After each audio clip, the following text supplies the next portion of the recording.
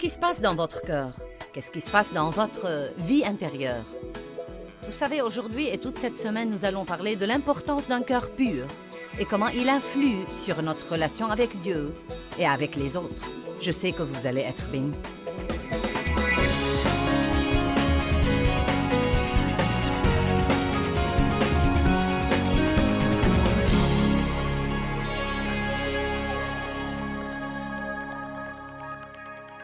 Père, je te rends grâce pour la parole ce soir et je prie qu'elle influe sur nos vies et qu'elle nous aide à veiller sur nos cœurs. Si j'étais montée en chair ce soir sans vous dire ce que je vais enseigner et que je vienne vous dire « J'ai appris cette semaine que j'ai une maladie de cœur », tout le monde aurait dit « Oh !» Mais la vérité est que j'ai vraiment une maladie de cœur et vous aussi. Chacun de nous dans cette salle ce soir a une certaine maladie de cœur. Et chaque fois que je vais chez le médecin et que je me fais faire un bilan de santé, il me fait un examen du cœur.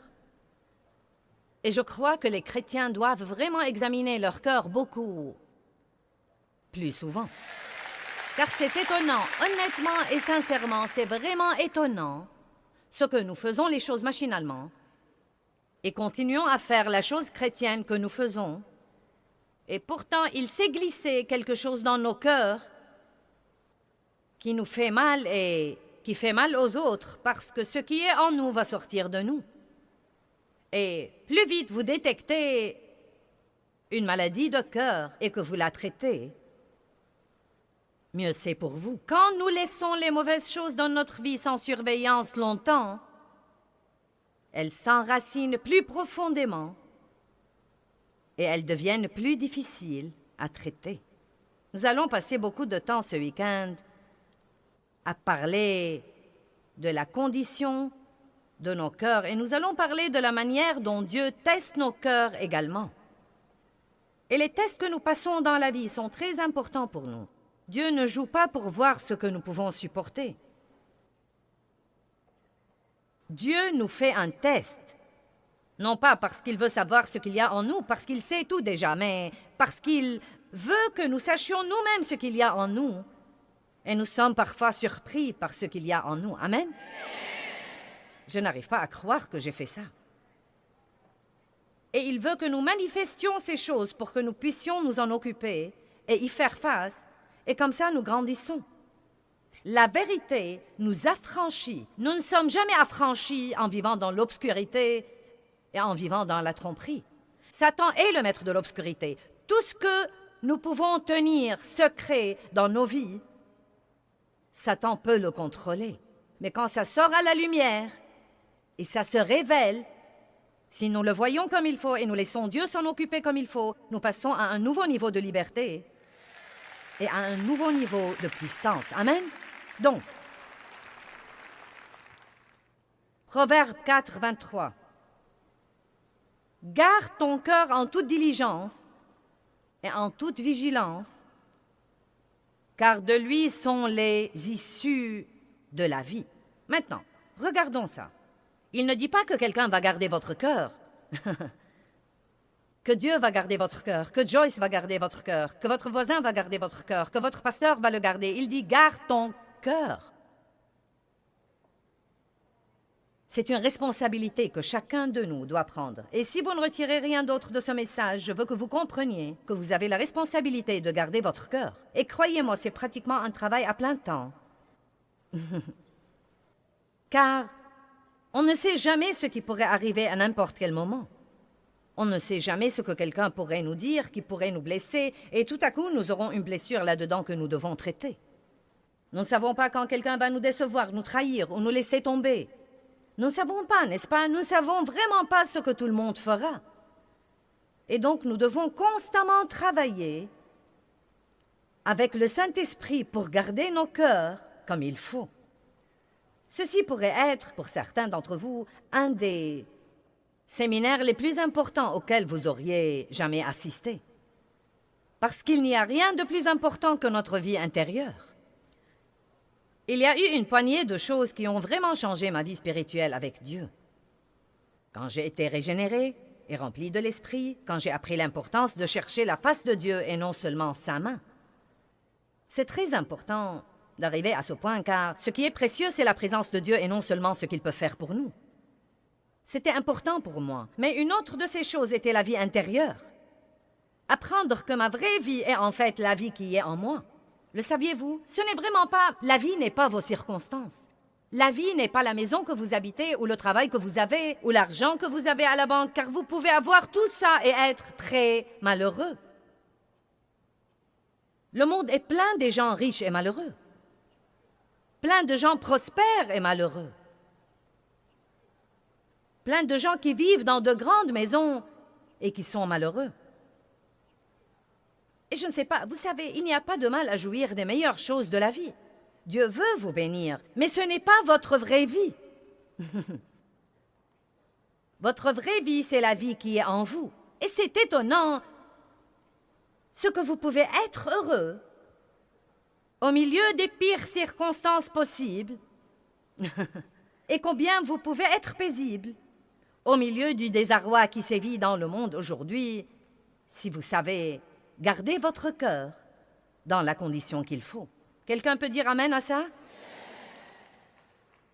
Matthieu 5:8 dit « Bienheureux ceux qui ont le cœur pur, car ils verront Dieu. » J'aime ça. Dieu vous parle si vous gardez votre cœur pur. Vous voulez les secrets de Dieu? Gardez votre cœur pur. Bienheureux ceux qui ont le cœur pur, car ils verront Dieu. Ceci ne veut pas nécessairement dire le voir de vos propres yeux, mais vous expérimenterez la présence de Dieu. 1 Pierre 3 et 4 nous dit à quel point l'homme intérieur est important pour Dieu. Regardons-le sur l'écran, s'il vous plaît. Que votre parure ne soit pas seulement les coiffures recherchées et les cheveux tressés, les bijoux d'or ou les toilettes distinguées, mais que ce soit la parure intérieure et la beauté de la disposition cachée du cœur, avec le charme incorruptible et impérissable d'un esprit doux et paisible, qui n'est ni inquiet ni troublé, mais qui est d'un grand prix devant Dieu. Maintenant, je devrais parler aux dames pour 1 minute, car je sais que nous passons beaucoup plus de temps à nous pomponner que la plupart des hommes. Peut-être pas tous les hommes, peut-être que certains d'entre vous. Vous savez, non mais... Vous savez, Dave prend pas mal de temps pour se faire beau le matin, mais ça ne lui prend pas aussi longtemps que moi. Et je crois que si nous passons la même quantité de temps à examiner nos cœurs que nous passons à examiner nos visages... Allez, vous savez comment nous sommes. Nous nous regardons dans tous les miroirs que nous voyons.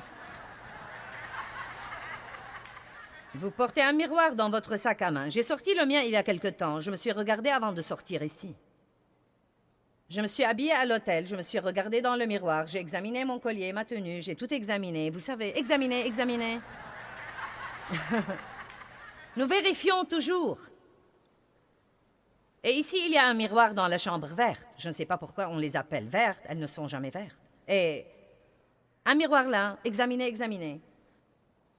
Je suis sortie ici en me regardant dans le miroir là-bas. Et on a une torche électrique et je m'examine avant de sortir. Donc si nous pouvons nous donner tout ce mal pour examiner notre apparence et s'assurer que rien n'est de travers, que le rouge à lèvres est toujours là, que les boucles d'oreilles ne sont pas de travers, la fermeture est claire et comme il faut, nous pouvons sûrement passer un peu de temps à examiner nos cœurs. Car, à dire vrai, Dieu s'en fout pas mal et me donne pas vraiment d'importance à ma tenue vestimentaire. Car ce qu'il voit vraiment, et à propos l'ennemi le voit aussi, c'est comment je suis vêtu dans l'esprit. Je veux que vous compreniez cette réalité. Le royaume spirituel est aussi réel que le royaume naturel. Ce n'est pas parce que nous ne le voyons pas qu'il n'est pas là. Et nous devons commencer à prêter plus d'attention à notre vie intérieure qui est nos pensées et nos attitudes. Amen? Est-ce que ça va pour vous jusqu'ici? Maintenant, quand nous parlons du cœur, notre cœur comprend. Il comprend les émotions, toute notre vie spirituelle, notre vie mentale et notre vie physique. C'est la partie la plus secrète où c'est la partie la plus cachée de notre vie. C'est la partie la plus profonde de nous, notre cœur. Une des premières leçons que j'ai apprises de Dieu, et je me souviens toujours, où j'étais assise dans ma maison, j'étais assise sur le canapé. Je donnais une petite étude de Bible à la maison à l'époque. J'avais un grand rêve et une vision, mais j'étais très, très, très loin de là où je suis aujourd'hui. J'avais 3 enfants en ce temps-là et je tâchais de les endormir tous les jours pour avoir 2 ou 3 heures libres pour étudier, car je sentais que j'avais un appel sur ma vie. Je ne pouvais pas suivre des cours de théologie, j'avais 3 enfants et donc j'étudiais tous les jours avec le Saint-Esprit. Et une des premières choses que Dieu m'a apprises, et je crois que c'est très, très important pour notre vie, et c'est une leçon que nous devons apprendre tout le temps, c'est l'importance des motifs. Car le motif n'est vraiment pas ce que nous faisons. Écoutez-moi, le motif n'est vraiment pas ce que nous faisons, c'est pourquoi nous le faisons. Et la Bible nous dit très clairement dans 1 Corinthiens chapitre 3, versets 13 à 15, que nous allons lire, que quelle que soit la bonne œuvre que nous faisons dans notre vie, si nous la faisons avec un mauvais motif, cette œuvre ne sera pas agréable à Dieu et nous en perdrons la récompense. Et je me demande combien de gens passent toute leur vie à essayer de travailler pour impressionner les autres, et cela par leurs bonnes œuvres et leurs bonnes actions. Et au jour du jugement, quand toutes ces œuvres passent le test du feu, qui est, je crois, les yeux de Jésus, quand elles passent par le feu, elles seront détruites.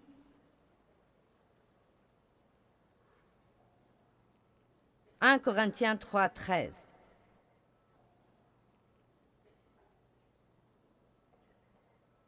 L'œuvre de chacun sera clairement et ouvertement manifestée, montrée pour ce qu'elle est vraiment, car le jour de Christ la fera connaître, parce qu'elle se révélera dans le feu, et le feu éprouvera et jugera le caractère et la valeur de l'œuvre de chacun. Et si l'œuvre bâtie par quelqu'un sur ce fondement, qui est le produit de ses efforts, subsiste au test, il recevra sa récompense. Mais si l'œuvre de quelqu'un est consumée sous le test, il subira la perte de tout, il perdra sa récompense, bien que lui, il sera sauvé, mais seulement quand quelqu'un qui a passé au travers du feu. Nous ne sommes pas sauvés à cause de nos œuvres, car notre salut est basé sur la grâce et la miséricorde de Dieu et le sang répandu de Jésus-Christ. Mais nous aurons des récompenses au ciel pour nos œuvres qui sont faites ici sur terre, mais seulement celles qui sont pures, seulement celles qui sont faites pour une bonne raison. Maintenant, quelles seraient certaines des mauvaises raisons? Eh bien, Matthieu 6 nous donne un petit aperçu. Il dit: « Quand vous priez, entrez dans votre chambre la plus privée, dans un endroit comme le cabinet, et priez. Que vos prières soient en secret pour que votre Père céleste vous récompense en public. » Il ne dit pas qu'il ne faut pas prier en public, mais il dit que c'est mauvais de prier pour être vu.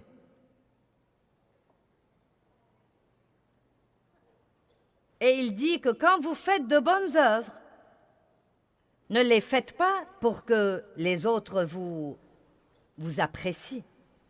Et si nous sommes tous très honnêtes, et l'honnêteté avec soi-même est la pilule la plus dure à avaler.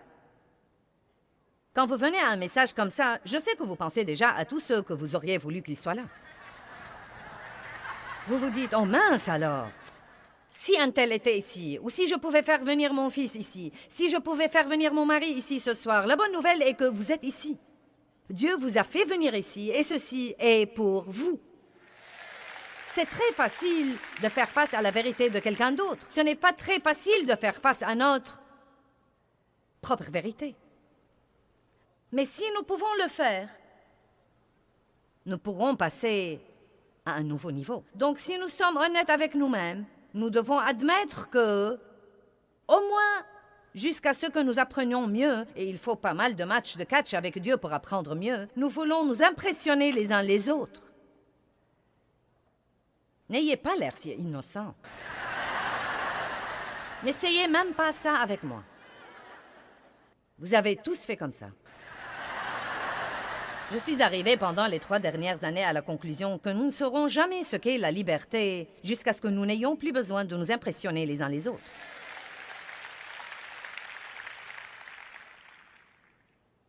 C'est à ce moment-là que nous serons libres, quand nous ferons ce que nous ferons pour le Seigneur, parce que nous l'aimons et que nous ne nous soucions que de ce qu'il pense,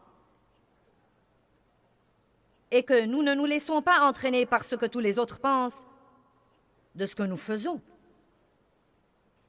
Donc nous devons commencer. Si nous voulons jamais que notre cœur soit juste, nous devons commencer par comprendre les motifs. Et je suggère que vous preniez quelque temps cette semaine pour vous réunir avec vous-même.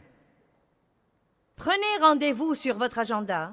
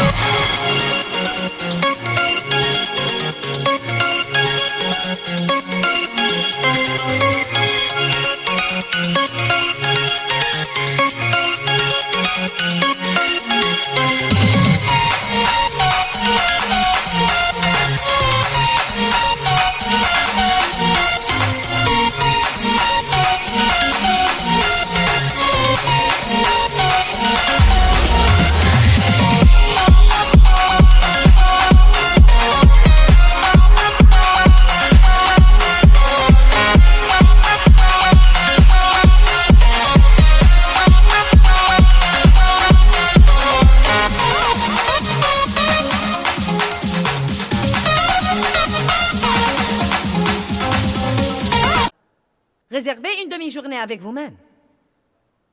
Et si vous ne pouvez pas vous supporter pour longtemps, commencez par de petits incréments. J'aime passer du temps avec moi-même, mais il m'a fallu du temps pour y parvenir. Réunissez-vous avec vous-même, et je veux que vous notiez tout ce que vous faites, et ensuite posez-vous la question, pourquoi je fais ça? Et croyez-moi, si vous êtes honnête, vous n'aurez plus un programme chargé, car vous pouvez en enlever un tas de trucs dans cette réunion de 4 heures. Car nous ne savons même pas parfois pourquoi nous faisons les trucs. Quelqu'un me l'a demandé et je ne veux pas le fâcher, je l'ai fait. Quelqu'un s'attend à ce que je le fasse, et je ne sens pas que Dieu veut que je le fasse, mais on s'attend à ce que je le fasse. Ou bien nous ne voulons pas... Je faisais des trucs parce que je voulais savoir ce qui se passait, j'étais curieuse. Je vous dis la vérité, et je faisais partie de comités et de groupes parce que je voulais savoir ce qui se passait. Je parle de groupes d'église, de comités d'église. Non mais j'ai poussé et supplié mon mari de...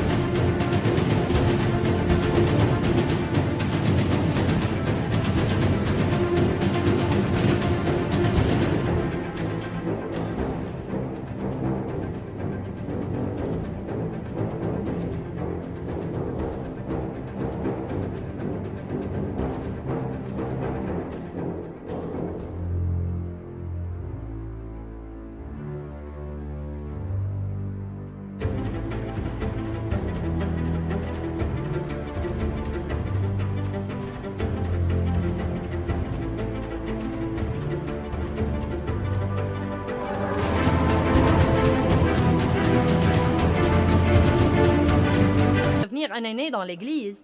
Et je crois en fait que pour Dave, ça lui était complètement égal. Parce qu'il n'essaye d'impressionner personne, il essaye d'aimer Dieu et de vivre sa vie. Mais moi, je voulais savoir tout ce qui se passait. Je voulais qu'il assiste aux réunions des aînés pour rentrer à la maison et tout me raconter. Vous serez donc étonnés de ce que vous découvrirez chez vous si vous devenez vraiment, vraiment, vraiment honnête. Écoutez-moi, un jour j'étais dans un institut de beauté et c'était à l'époque où tout le monde portait ses pins de Jésus en diamant fantaisie. Quelqu'un se rappelle les pins de Jésus en diamant fantaisie? Quelqu'un en a toujours? Bien. Et donc, je portais mon pin dans l'Institut de beauté. Et il y avait une dame là-dedans qui l'a admiré. Oh, c'est vraiment beau. Et une dame m'a dit qu'elle était infirmière dans un centre anticancéreux. Et ensuite, elle a dit, tu sais, je suis chrétienne, mais elle a dit que c'était très dur. Et elle a dit, j'aimerais vraiment pouvoir parler aux gens de Jésus, mais l'hôpital ne nous le permet pas. Et donc, j'ai eu cette idée. Eh bien, vous savez, si elle avait ce pin, et quand elle se pencherait sur les patients, il pourrait voir le nom de Jésus. Maintenant, vous voyez, jusqu'ici, ça va très bien. Et ce nom, juste ce nom de Jésus, les aiderait vraiment. Donc, je me suis dit, bien, je vais lui donner ce pin. Donc, je pensais que je devais le lui donner en privé, mais j'ai pensé, eh bien, comment vais-je faire ça? Et si elle quittait l'Institut de beauté avant moi? Et à ce moment-là, la fille qui faisait mes ongles s'est levée et elle a dit, Joyce, nous n'avons plus la poudre que nous utilisons et le fournisseur est à côté. Je vais aller en chercher et je reviendrai dans un instant. Elle m'a laissée assise avec cette dame et nous étions complètement seuls. Dieu m'a fourni l'occasion parfaite pour lui dire que je sens que Dieu veut que je te donne ceci, et c'est ce dont il m'a parlé. Et ensuite, m'occuper de mes propres affaires. Mais oh non! Non!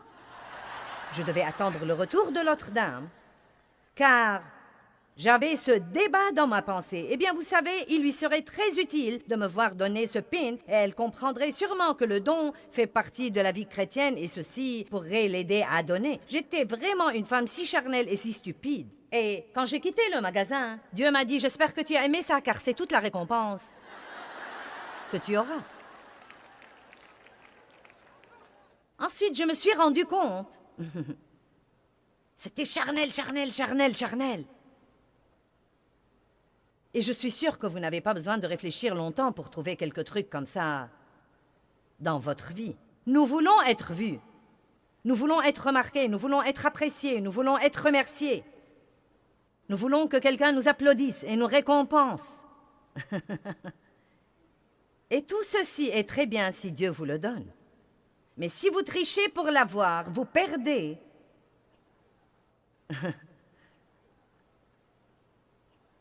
Votre récompense. Et je ne veux pas perdre mon temps et perdre ma récompense. Donc je suis là pour vous dire du fond de mon cœur que je ne suis pas là pour vous impressionner. Je suis là pour vous enseigner et je vais le faire d'une façon ou d'une autre. Vous allez comprendre ce message.